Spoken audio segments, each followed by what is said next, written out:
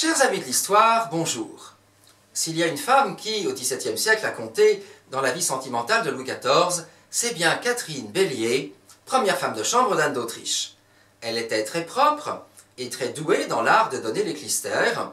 C'est ainsi qu'elle s'était rendue indispensable à la reine-mère. Cette dernière, un jour, s'ouvre à sa femme de chambre d'un problème crucial.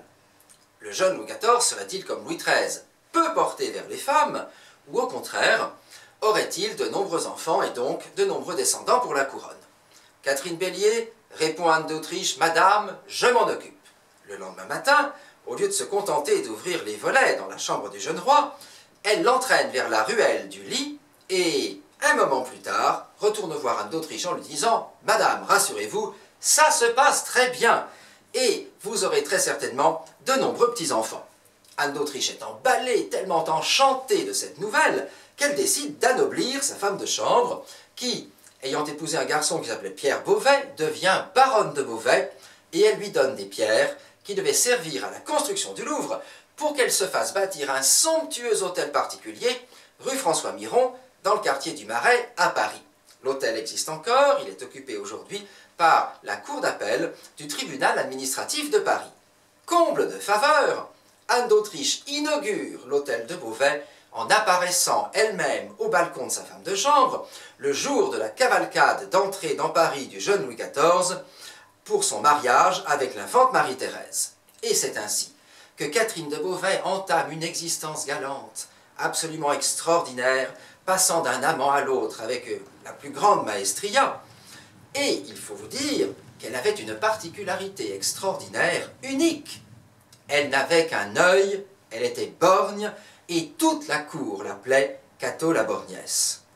Alors, bien entendu, arrive le jour où, l'âge venant, elle dut payer pour ce pourquoi on la payait si facilement jusque-là, et ne pouvant se résoudre à quitter ses amants, elle se ruine, et elle doit mettre son hôtel en loterie.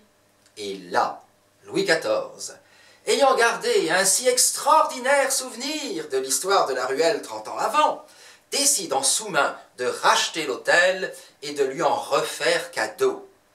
Il faut dire que Saint-Simon ajoutait « Madame de Beauvais, même vieille et chassieuse, avoit toujours le privilège de voir le roi en particulier lorsqu'elle venait faire sa cour à Versailles. » Alors, mais à quoi Catherine de Beauvais pouvait-elle bien ressembler? Mystère, car il n'y a pas de portrait d'elle.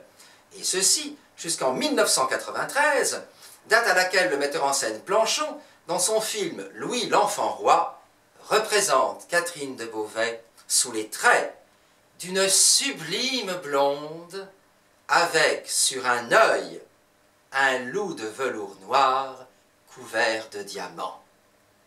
Et c'est ainsi que Catherine de Beauvais a mené une existence digne d'un roman d'Alexandre Dumas.